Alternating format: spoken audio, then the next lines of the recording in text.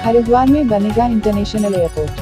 Cabinet मंत्री सतपाल महाराज ने राज्यपाल के अभिभाषण पर बोलते हुए कहा कि राज्यपाल के अभिभाषण में जिन बातों का उल्लेख हुआ है उन सभी से प्रेरणा लेकर सरकार उस दिशा में आगे बढ़ने का काम करेगी ताकि उत्तराखंड उत्कृष्ट राज्य बन सके। इसके अतिरिक्त कैबिनेट मंत्री ने कहा, हरिद्वार में एक इंटरनेशनल एयरपोर्ट बनने की कवायद शुरू कर दी गई है, जिसमें जिलाधिकारी की अध्यक्षता में कमेटी का गठन कर लिया गया।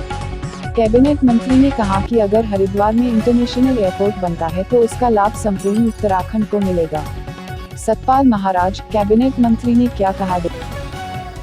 मैं सभी को शुभकामना देता हूं। आज 5वीं विधानसभा का सत्र प्रारंभ हो गया है और अभी राज्यपाल जी का भाषण हुआ। बहुत ही विजन के साथ उन्होंने अपनी बातों को रखा और सरकार के विजन को स्पष्ट किया। मैं समझता हूं कि उनसे प्रेरणा लेकर के उस विजन को हम साकार करेंगे और उत्तराखंड को उत्कृष्ट डेस्टिनेशन बनाने के लिए हरिद्वार जो हमारी आध्यात्मिक नगरी है, योग नगरी है, उसके इंटरनेशनल इम्पोर्टेंस देने के लिए एक अंतर्राष्ट्रीय हवाई अड्डे की चर्चा चल रही है और उसमें हम लोगों ने डीएम की अध्यक्षता में एक कमेटी बनाई है जो जमीन के बारे में मालूमात करेगी और उसके रिपोर्ट देगी। तो वो कार्य हमारा चल रहा है और निश्चित रूप में हरिद्वार में इंटरनेशनल एयरपोर्ट बनता है तो उससे Vancouver, Los Angeles, New York, London, Melbourne, Sydney और न्यूजीलैंड से सभी यात्री सीधे हरिद्वार उतरेंगे और इससे निश्चित रूप में हजारों बेरोजगारों को भी रोजगार मिलेगा।